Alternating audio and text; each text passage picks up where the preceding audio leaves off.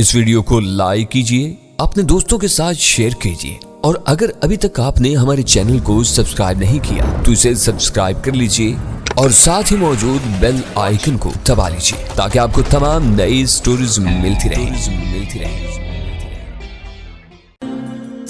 हाँ, मैं देख रहा हूँ, मैंने जवाब दिया। इस टोकरी को अपने हाथों में उठा लो और अपने सीने के करीब लाकर इसका ढक्कन खोल दो, वाकरी ने गंभीर आवाज में कहा। मैं दिल ही दिल में मुस्कुरा उठा क्योंकि मुझे ये बात समझने में देर नहीं लगी थी कि इस टोकरी में क्या हो सकता है। इस किस्म के कई तजर्बात से मैं इससे पहले कई बार गुजर चुका था, ताहम इस मौका पर मैं जानबूझकर मसनूई तशवीश का इजहार करना चाहता था ताकि ये लोग पहले होशियार न हो जाए। मगर इसमें है क्या, मैंने मुतफक्किराना लहजा अपनाते हुए कहा। इस बात का पता तुम्हें उसी वक्त चल जाएगा जब तुम इसे खोलोगे, वाकरी ने कहा। और अगर मैं इसे उठाकर खोलने से इनकार कर दूं तो, मैंने पूछा। तो इस सूरत में तरकाला और वापर के खंजरों को अरीना के जिस्म में पवस्त होने में ज्यादा देर नहीं लगेगी, वाकरी ने मुस्कुरा कर कहा। और क्या तुम्हें इस बात का यकीन है कि अरीना की हलाकत के बाद तुम चारों मिलकर मुझे हलाक कर सकोगे? क्या तुम इस हकीकत से नावाकिफ हो कि अरीना की मौत की सूरत हाल में तुम चारों पर भी जिंदगी के दरवाजे बंद हो जाएंगे? नहीं। इस बार वाकरी के बोलने से पहले ही शामजू बोल पड़ा। हम इस हकीकत से बेखबर नहीं हैं। खमेल में है कि अरीना की मौत का मतलब होगा हम चारों की भी मौत, मगर हम इसके लिए तैयार हैं। अगर तुम अरीना की हलाकत चाहते हो तो फिर हम भी खुद को हलाकत में डालने के लिए तैयार हैं। लेकिन तुम्हारा यही इसरार क्यों है कि मैं इस टोकरी को उठाकर इसका ढक्कन खोलूं? मैंने पूछा। यह हमारा इसरार नहीं बल्कि हमारा हुक्म है, वाकरी ने सख्त लहजे में कहा। और इस हुक्म की तामील या अदम तामील पर अब तुम्हारी बीवी की जिंदगी का दारो मदार है। अच्छी बात है, मैंने एक लंबा सांस खींचते हुए कहा। मैं तुम्हारा हुक्म मानने के लिए तैयार हूं, लेकिन इससे पहले मैं एक बात अपनी भी तुमसे मनवाना चाहता हूं। वो क्या? शामजू ने कड़ी नजरों से मुझे घूरते हुए पूछा। वो ये कि मेहरबानी करके अरीना के मुंह से कपड़ा निकाल दो। न जाने तुम लोगों ने कब से इसके मुंह में कपड़ा ठूस रखा है। मुझे खौफ है कि वो कहीं दम घुटने से मर न जाए। ऐसा नहीं हो सकता, शामजू ने गोया फैसला कुन लहजे में कहा। हम अरीना के मुंह से कपड़ा नहीं निकाल सकते, इसमें कोई नुकसान नहीं है, मैंने शामजू से नरमी से कहा। वो पहले से ही जकड़ी हुई है और उसके दोनों पहलुओं से खंजर की नोकें लगी हुई हैं और तुम बरहना तलवार लिए इसके सर पर खड़े हो। इन हालात में वो तुम्हारा क्या बिगाड़ सकती है? ज्यादा से ज्यादा यही कि वो चीख सके, लेकिन इस वीराने में उसकी चीख सुनने वाला कौन है? यहाँ हम लोगों के अलावा और कोई मौजूद नहीं। और जहां तक चीखने का ताल्लुक है तो मैं भी चीख सकता हूं, लेकिन मुझे मालूम है कि इस अहमकाना हरकत का कोई नतीजा बराबर नहीं होगा, इसलिए तुम मेरी बात मान लो। अगर मैं तुम्हारी बात मान लूं तो गोया तुम भी मेरी बात मानोगे, शामजू ने कड़े तेवरों से मुझे घूरते हुए कहा। तुम ऐसा ही समझ सकते हो, मैंने जवाब दिया। जैसे ही तुम अरीना के मुंह में ठुसा हुआ कपड़ा बाहर निकालोगे वैसे ही मैं तुम्हारी हदायत के मुताबिक इस टोकरी को अपने सीने के करीब ले जाकर खोल दूंगा। मेरा ख्याल है इसकी ये शर्त मान लेने में कोई हर्ज नहीं, वाकरी ने कहा। अगर अरीना की जुबान आजाद हो भी जाती है तो भी वो अपनी जुबान से हमें कोई नुकसान नहीं पहुंचा सकती। लेकिन सवाल यह है कि फिरोज को इस बात पर इसरार क्यों है? शामजू ने गुर्राते हुए कहा।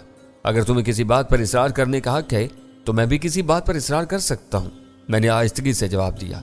सीधी सी बात यह है कि वो मेरी महबूब बीवी है और मैं अपनी आंखों के सामने उसे दर्द और तकलीफ में मुब्तला नहीं देख सकता। इसकी बात मान लो शामजू, वाकरी ने कहा। हमारे पास ज्यादा वक्त नहीं है और अभी हमें और भी बहुत से काम अंजाम देने हैं। अरीना के मुंह से तुम खुद ही कपड़ा निकाल लो, तुम कहते हो तो मैं ऐसा ही कह देता हूं, शामजू ने कहा।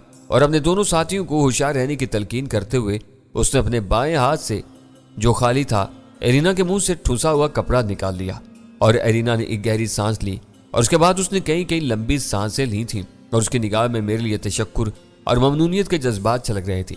तुम्हारी शर्त पूरी हो चुकी है, वाकरी ने भारी आवाज में कहा। टोकरी उठाओ और अपना काम पूरा करो। मैंने जवाब देने की जरूरत ही महसूस नहीं की, फौरन ही नीचे झुककर वो टोकरी उठा ली। वाकरी की हदायत के इन मुताबिक मैं टोकरी को अपने सीने के करीब लाया और मैंने इसका ढक्कन उठा लिया। ढक्कन का उठना था कि उसमें से एक नहायत ही खौफनाक स्याह रंग के सांप का चौड़ा फन नमूदार हुआ और उसने सीधा मेरी गर्दन पर वार कर दिया।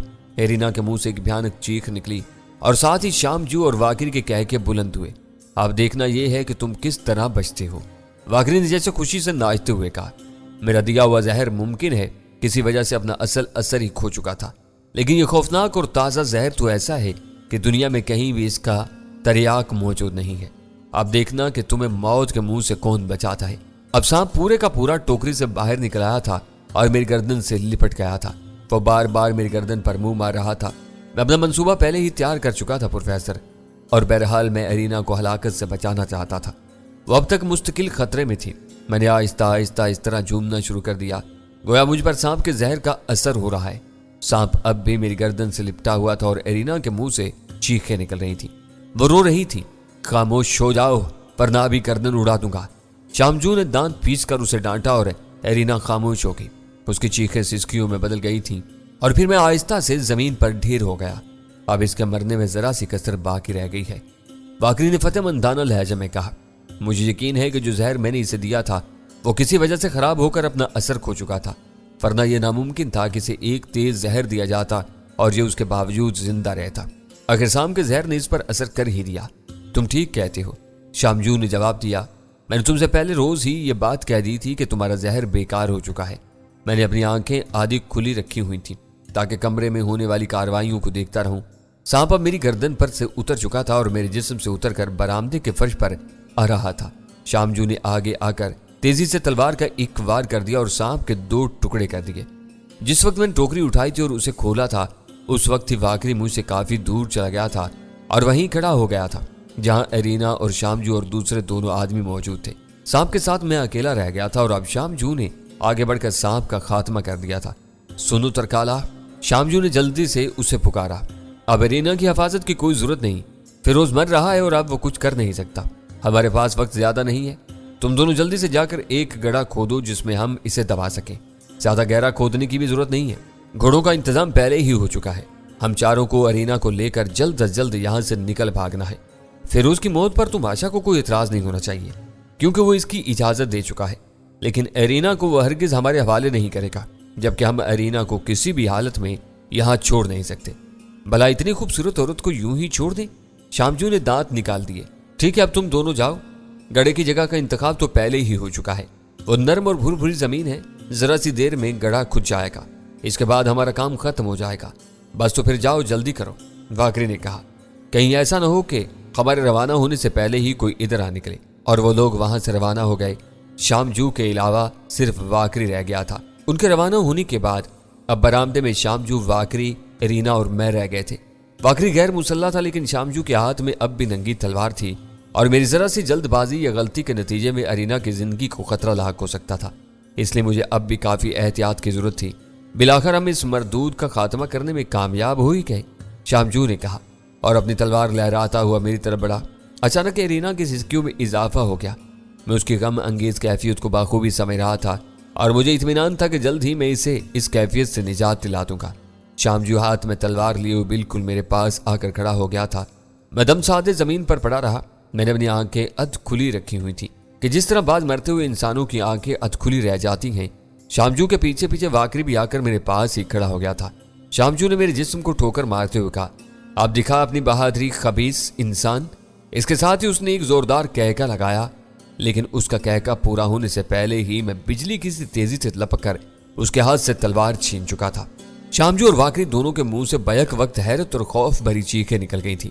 चंद लम्हों के लिए वो अपनी जगहों पर मुजस्मों की तरह साकत और जामद हो गए थे। यह जिंदा है, वाकरी ने लरजती हुई आवाज में कहा और शामजू की तरफ मायूस नजरों से देखने लगा। हाँ, मैं जिंदा हूं और तुम्हारे लिए मौत बनकर जिंदा हूं, मैंने कहा। वाकरी और शामजू दोनों ने एक साथ वहां से भागने की कोशिश की और जाहिर है कि इनके पास इसके अलावा और कोई चारा भी नहीं था कि वहां से राह फरार इख्तियार करें। इन्हें मुकाबले का अंजाम बाखूबी मालूम था और वैसे भी वो दोनों निहत्थे थे, जबकि मेरे हाथ में तलवार थी, लेकिन मैंने उन्हें भागने का मौका नहीं दिया। शामजू से छीनी हुई तलवार के एक ही वार ने पहले वाकरी को और उसके अगले लम्हे शामजू को खून में नहला दिया था। इनके जिस्म कुछ देर तक जमीन पर पड़े हुए तड़पते रहे और फिर आहिस्ता आहिस्ता साकित हो गए। एरिना हैरत भरी नजरों से ये मंजर देख रही थी। यह सब कुछ इस कदर आनंद फानंद हुआ था कि चंद लम्हों के अंदर अंदर सारा ड्रामा खत्म हो गया था और एरिना इस वक्त बोलने के काबिल हो सकी जब इन दोनों के खून में नहाए हुए जिस्म जमीन पर पड़े थे। फिरोज, तुम जिंदा हो? खुशी के मारे उसकी आवाज लर्ज रही थी। मुझे यकीन नहीं आता, मुझे अपनी आंखों पर यकीन नहीं आता। कहीं मैं ख्वाब तो नहीं देख रही? तुम ख्वाब नहीं देख रही हो एरिना, मैंने मुस्कुराते हुए कहा। तुम हकीकत की ठोस दुनिया में मौजूद हो। मैंने मरने का ढोंग सिर्फ इसलिए रचाया था कि ये लोग तुम्हें कोई नुकसान न पहुंचा सके, ورنہ میں اس مکان میں داخل ہوتے ہی ان چاروں کو موت کی نیند سلا سکتا تھا۔ میرے لیے کوئی مشکل کام نہیں تھا، لیکن وہ خود مرنے سے پہلے تمہیں ضرور مار دیتے اور میری دنیا کو تاریک کر جاتے۔ اوہ فیروز، تم کتنے اچھے ہو، کتنے بہادر اور کتنے غیر معمولی انسان ہو، ارینا نے کانپتی ہوئی آواز میں کہا۔ آپ جلدی سے مجھے آزاد کر دو۔ ان لوگوں نے دیوار میں مضبوط کھونٹے گاڑ کر میرے جسم سے بنی ہوئی رسیوں کو ان کھونٹوں سے باندھ رکھا ہے۔ ان کھونٹوں کا مجھے تو علم نہیں تھا۔ میں نے ارینا کی طرف بڑھتے ہوئے کہا، میں تو یہ سمجھ رہا تھا کہ تمہارا جسم رسیوں میں جکڑا ہوا ہے۔ نہیں فیروز، میں تو اپنی جگہ سے حرکت بھی نہیں کر سکتی۔ میں نے تیزی سے آگے بڑھ کر اسی تلوار کی مدد سے جو شامجو اور فاکری کے خون سے آلودہ تھی، ارینا کے جسم سے بنی ہوئی ساری رسیاں کاٹ ڈالی اور اسے آزاد کر دیا۔ اس نے آزاد ہوتے ہی اطمینان کا سانس لیا۔ اس کے جسم پر جگہ جگہ رسیوں کی رگڑ سے نشانات پڑ گئے تھے۔ سنو ارینا، ابھی مجھے 2 اور آدمیوں کی خبر لینی ہے۔ وہ میری لاش کو دفن کرنے کے لیے کڑا کھودنے کہیں آس پاس موجود ہیں۔ ابھی ہمیں کچھ اور احتیاط کی ضرورت ہے، تو میرے ساتھ باہر آ جاؤ۔ میں اور ارینا دونوں اس شکستہ حال عمارت سے نکلے۔ ہم اپنے پیچھے 2 انسانوں کی لاشیں اور ایک زہریلے سانپ کا مردہ جسم چھوڑ کر آئے تھے۔ شکستہ حال عمارت سے نکلنے کے بعد میں نے ادھر ادھر کے منظر پر بغور نظر ڈالی اور کوئی ایسی محفوظ جگہ تلاش کرنے لگا جہاں میں ارینا کو چھپا سکوں، اور جلدی مجھے ایک ایسی جگہ نظر آ گئی۔ یہ ایک نیچا سا لیکن بے حد گھنا درخت تھا جس پر ارینا بھی بآسانی چڑھ سکتی تھی۔ میں نے پہلے ارینا کو اس درخت پر چڑھایا اور پھر خود بھی چڑھ گیا۔ ایک مضبوط سی ٹہنی پر ہم دونوں پتوں کے درمیان چھپ کر اطمینان سے بیٹھ گئے تھے۔ اب ہم نیچے سے نظر نہیں آ سکتے تھے۔ اب ہمیں خاموش بیٹھ کر ان لوگوں کا انتظار کرنا ہے جو ایک ایسے شخص کی قبر کھودنے میں مصروف ہیں کہ جو خود ان کے حق میں موت کا دیوتا ثابت ہوگا۔ میں نے ارینا سے کہا، ان دونوں کو خبر ہی نہیں ہے کہ یہاں کیا ہو چکا ہے۔ میرے استفسار پر ارینا نے بتایا کہ حسب معمول میرے لیے کھانا لے کر کھیت کی طرف جا رہی تھی کہ راستے میں اسے ترکالا ملا تھا۔ ترکالا نے اسے میری طرف سے یہ پیغام دیا کہ میں اس وقت موجود نہیں ہوں۔ ترکالا نے مجھ سے کہا تھا کہ اسے فیروز نے میرے پاس بھیجا ہے اور وہ میری ہی طرف آ رہا تھا۔ فیروز نے کہا کہ وہ اس وقت کھیت پر موجود نہیں ہے اور جنگل کے کنارے سیب کے درختوں کی دیکھ بھال کے لیے گیا ہوا ہے، اس لیے میں کھانا لے کر اس طرف چلے جاؤں۔ میں نے اس کی باتوں کو سچ جانا اور میرے ذہن میں کوئی شبہ بھی پیدا نہیں ہوا کہ میرے ساتھ دغا بازی کی جا رہی ہے۔ میں نے اپنا راستہ تبدیل کر دیا اور جنگل کے کنارے کی طرف چل پڑی۔ ترکالا میرے ساتھ چلنے لگا۔ وہ راستے میں مجھ سے باتیں کرتا رہا۔ اس نے مجھے بتایا کہ آج اسے بھی تمہارے ساتھ مل کر سیب کے درختوں کی دیکھ بھال کرنی ہے اور درختوں کی ٹہنیاں چھانٹنی ہیں۔ ہم دونوں باتیں کرتے ہوئے جنگل کے کنارے تک پہنچ گئے۔ یہاں بالکل سناٹا تھا، دور دور تک کوئی انسان نظر نہیں آ رہا تھا اور بستی اور کھیت بہت پیچھے رہ گئے تھے۔ اور پھر اچانک کسی نے میرے منہ پر ہاتھ رکھ کر کس کر دبا دیا۔ میں ایک دم گھبرا گئی اور میں نے خوفزدہ نظروں سے ترکالا کی طرف دیکھا، لیکن ترکالا نے فوراً ہی اپنے لباس میں سے ایک لمبی سی رسی نکال کر مجھے باندھنا شروع کر دیا۔ اور پیچھے سے آنے والا شخص جس کی شکل میں ابھی تک نہیں دیکھ سکی تھی، بڑی شدت سے میرے منہ کو دبائے ہوئے تھا۔ میں نے خود کو ان دونوں کی گرفت سے آزاد کرانے کی بہت جدوجہد کی، لیکن مجھے کامیابی حاصل نہیں ہوئی۔ لیکن ان 2 توانا مردوں کے آگے ایک کمزور عورت کی کیا حیثیت تھی؟ اور جب ترکالا نے مجھے رسیوں سے اچھی طرح جکڑ دیا تو اس شخص نے پیچھے سے جو میرے منہ کو کس کر دبائے ہوئے تھا آہستہ سے اپنا ہاتھ میرے منہ پر سے ہٹا لیا اور اس کے ساتھ ہی فوراً کپڑے کا ایک کھولا میرے منہ میں ٹھوس دیا گیا۔ اب میں بالکل ہی بے بس ہو چکی تھی۔ میرے جسم کو اس طرح رسیوں سے جکڑ دیا گیا تھا کہ صرف میری آنکھیں حرکت کر سکتی تھیں اور میرے منہ میں کپڑا ٹھوسا ہوا تھا۔ میں کوئی بھی آواز نہیں نکال سکتی تھی اور نہ ہی حرکت کر سکتی تھی۔ اب پیچھے والا شخص میرے سامنے آ گیا اور میں نے پہلی بار اسے دیکھا۔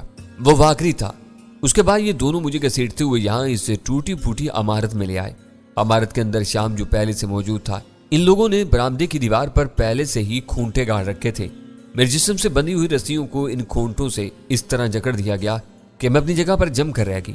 میں بالکل حرکت بھی نہیں کر سکتی تھی۔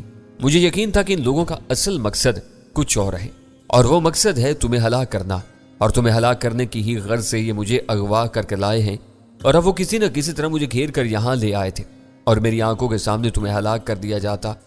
میں دل ہی دل میں دیوتاؤں سے دعائیں مانگ رہی تھی کہ میں یہ خوفناک اور الم انگیز منظر دیکھنے کے لیے زندہ نہ رہوں۔ مجھے نہیں معلوم تھا کہ اس ٹوکری میں سانپ ہے، البتہ یہ اندازہ ضرور تھا کہ اس کے اندر کوئی چیز موجود ہے، اور جب سانپ نے تم پر حملہ کیا اور تم لڑکھڑا کر گر پڑے تھے تو فیروز میں نے اس وقت طے کر لیا تھا کہ اب میرا زندہ رہنا بیکار ہے۔ یقین کرو فیروز، قبل اس کے کہ ان ذلیل انسانوں میں سے کوئی میرے جسم کو ہاتھ لگا سکتا، میں خودکشی کر لیتی۔ اور جب تم نے مجھے زندہ دیکھا تو کیسا محسوس کیا؟ میں نے مسکراتے ہوئے پوچھا۔ تب میں نے یہ محسوس کیا تھا کہ صرف تم ہی زندہ نہیں بلکہ میں بھی خود بھی زندہ ہوں، کیونکہ اس وقت تک میں اپنا شمار مردوں میں کر چکی تھی۔ اور یہ بالکل سچ ہے کہ تمہارے بعد مجھے زندہ رہنے کی کوئی ضرورت نہیں تھی۔ تم جانتے ہو فیروز کہ تمہاری خاطر میں نے اپنا محل، اپنی دولت سب کچھ چھوڑ دیا تھا۔ بھلا اس کے بعد میرے لیے زندگی میں کیا کشش باقی رہ جاتی؟ تم ٹھیک کہتی ہو ارینا، میں نے محبت سے اس کے بالوں پر ہاتھ پھیرتے ہوئے کہا۔ تم نے واقعی میرے لیے اتنی بڑی قربانی دی ہے جس کی مثال کم ہی ملتی ہے، اور میں اس کے لیے تمہارا بے حد ممنون ہوں کہ میری ہی خاطر تم نے تاج و تخت کو ٹھوکر ماری اور اپنے منگیتر عذوب تک کو چھوڑ دیا۔ میں نے ایسا کر کے تمہارے اوپر کوئی احسان نہیں کیا ہے فیروز، ارینا نے کہا۔ میں نے جو کچھ کیا اپنے دل کے تقاضوں کے تحت مجبور ہو کر کیا تھا۔ میں اور ارینا اس طرح بہت آہستہ آہستہ آواز میں کچھ دیر تک باتیں کرتے رہے۔ ارینا بے حد خوش تھی اور وہ بار بار یہی کہہ رہی تھی کہ مجھے اور اسے دونوں کو ایک نئی زندگی ملی ہے۔ ترکالا اور واپر ابھی تک واپس نہیں آئے تھے۔ ہم دونوں بہت چوکنے بیٹھے ہوئے تھے اور ہماری نظریں سامنے کی طرف لگی ہوئی تھی۔ ہمیں یہ معلوم نہیں تھا کہ وہ دونوں کس طرف سے آئیں گے، لیکن یہ بات صاف ظاہر تھی کہ وہ عمارت کے اندر ہی جائیں گے۔ اس لیے ہماری نگاہوں کا محور عمارت کا دروازہ تھا۔ مجھے دائیں طرف دور سے دو آدمیوں کی جھلک نظر آئی۔ میں نے ارینا کو خبردار کر دیا۔ ہماری نظریں ان دونوں پر جم گئیں۔ قریب آنے پر ان کی شکلیں صاف دکھائی دینے لگیں اور وہ دونوں وہی تھے۔ اب تم خاموشی سے جگہ بیٹھی رہنا، میں نے ارینا کے کان میں سرگوشی کرتے ہوئے کہا۔ میرا تو یہ کچھ نہیں بگاڑ سکیں گے، لیکن تم اگر ان کے سامنے آ گئی تو ممکن ہے کہ تمہیں یہ کوئی نقصان پہنچا دے۔ ارینا نے خاموشی سے گردن ہلائی۔ اس وقت تک وہ دونوں قریب آ گئے تھے۔ دونوں آپس میں باتیں کرتے اس درخت کے عین نیچے سے گزرے جس پر میں اور ارینا بیٹھے ہوئے تھے۔ اس کے بعد وہ دونوں عمارت میں داخل ہو گئے۔ ان کی عمارت میں داخل ہوتی میں نہایت خاموشی سے لیکن بجلی کسی تیزی کے ساتھ درخت سے نیچے اترا۔ ہر تبے پاؤں عمارت کے اندر داخل ہو گیا۔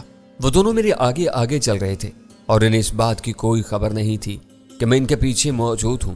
اب کمرے سے گزر کر وہ دونوں برآمدے میں داخل ہوئے اور پھر دونوں کے منہ سے ایک ساتھ ہی چیخیں نکل گئیں۔ انہوں نے گھبرا کر ایک دوسرے کی طرف دیکھا۔ میں ایک شکستہ ستون کی آڑ میں ہو گیا تھا اور ان کی نظر مجھ پر نہیں پڑ سکی تھی۔ برآمدے میں سامنے واکری اور شامجو کی لاشوں کے علاوہ مردہ سانپ بھی پڑا ہوا تھا۔ یہ کیا ہو گیا ترکالا؟ یہ کیا ہو گیا؟ ترکالا نے خوفزدہ نظروں سے اس پورے منظر کا جائزہ لیتے ہوئے کہا۔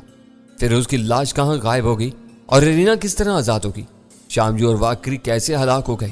ضرور ہم لوگوں کے جانے کے بعد کچھ لوگ یہاں آئے ہوں گے، واپر نے افسردہ لہجے میں کہا۔ آنے والے بستی ہی کے لوگ ہوں گے۔ ممکن ہے کہ کسی کو کسی قسم کا شبہ ہو گیا ہو اور لوگ ان دونوں کی تلاش میں نکل کھڑے ہوئے ہوں اور جہاں تک آن پہنچے ہوں۔ آنے والوں نے مقابلے کے دوران شامجو اور واکری کو ہلاک کر دیا ہو اور ارینا کو آزاد کر دیا ہو اور جاتے ہوئے فیروز کی لاش کو بھی اپنے ساتھ لیتے گئے ہوں۔ ضرور یہی ہوا ہے، ترکالا نے کہا۔ اس کے علاوہ اور کوئی صورت ممکن ہی نہیں۔ فیروز نے ہماری نظروں کے سامنے دم توڑ دیا تھا اور وہ زمین پر گر چکا تھا۔ اس کی جانب سے کسی مزاحمت کا کوئی سوال ہی پیدا نہیں ہوتا اور رہ گئی ارینا تو وہ بھلا کیا کر سکتی تھی سوائے چیخنے کے؟ ہو سکتا ہے کہ وہ چیخی ہو اور اس کی چیخ سن کر کوئی ادھر آ گیا ہو، واپر نے کہا۔ یہ بھی ممکن ہے، لیکن اب سوال یہ ہے کہ ہم دونوں کیا کریں؟ ہمیں کچھ نہیں معلوم کہ یہاں کیا واقعات پیش آئے ہیں۔ البتہ اتنا ہم ضرور جانتے ہیں کہ ارینا آزاد ہو چکی ہے اور وہ سردار ماشا کو سارے واقعات بتا دے گی کہ ہم نے اسے اغوا کیا تھا اور بستی کے قوانین کے مطابق ہمیں موت کی سزا دی جائے گی۔ اب تو ہم واپس بستی بھی نہیں جا سکتے، تو پھر ہمیں کیا کرنا چاہیے؟ واپر نے پوچھا۔ میرے خیال میں ہمیں اب یہاں سے بھاگ نکلنا چاہیے، ترکالا نے کہا۔ ہمیں یہاں سے سیدھے کاشور کی بستی کی طرف جانا چاہیے جہاں سے ہم لوگ واکری کو لے کر آئے تھے، اور وہاں کے سردار کو بتا دیتے ہیں کہ اس کا دوست شامجو مارا جا چکا ہے اور واکری بھی مارا جا چکا ہے۔ ساتھ ہی ہم اسے یہ بھی خوشخبری سنا دیں گے کہ فیروز بھی ہلاک ہو چکا ہے اور اب اس کے لیے کوئی خطرہ بستی میں موجود نہیں ہے۔ وہ اطمینان سے حملہ کر کے بستی کو فتح کر سکتا ہے، لیکن جس کی سرداری کی بحالی کی خاطر اس بستی پر حملہ کروانا مقصود تھا وہ اب اس دنیا میں نہیں رہا۔ فیروز مرا تو مرا، لیکن ساتھ میں شامجو بھی تو مارا گیا ہے۔ اب اگر کاشور کی بستی کا سردار ہماری بستی پر حملہ کر کے اسے فتح بھی کر لیتا ہے تو ظاہر ہے کہ سرداری حاصل کرنے کے لیے شامجو تو زندہ ہو کر واپس نہیں آئے گا۔ ہم اس معاملے میں بستی کے سردار سے سودے بازی کریں گے، ترکالا نے کہا۔ ہم اسے کہیں گے کہ بستی کو فتح کرنے کے بعد ہم دونوں میں سے کسی ایک کو سردار بنا دے، کیونکہ صرف ہم دونوں ہی شامجو کے خاص آدمی تھے۔ مگر ہم دونوں میں سے کس کو؟ واپر نے کہا۔ کیا یہ مسئلہ بھی ابھی اور اسی وقت طے کرنے کا ہے؟ ترکالا نے جھلا کر کہا۔ یقیناً، واپر نے سخت لہجے میں کہا۔ میں نہیں چاہتا جب سردار ہم سے اس بارے میں سوال کرے تو ہم بالکل خالی الذہن ہوں۔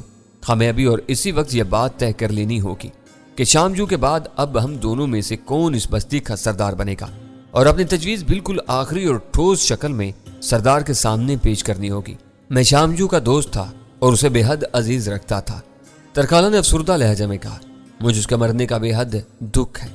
میں نے جو کچھ کیا شام جو کی دوستی میں کیا تھا۔ مجھے سرداری وغیرہ سے کوئی خاص دلچسپی نہیں ہے، البتہ مجھے ارینا سے ضرور دلچسپی تھی، اور شام جو نے مجھ سے وعدہ کیا تھا کہ کچھ عرصے تک ارینا کو اپنے ساتھ رکھنے کے بعد وہ اسے میرے حوالے کر دے گا۔ اگر تم اس بات کا وعدہ کرو کہ ارینا کو میرے حوالے کر دو گے تو میں سرداری کے لیے تمہارے حق میں دستبردار ہونے کے لیے تیار ہوں۔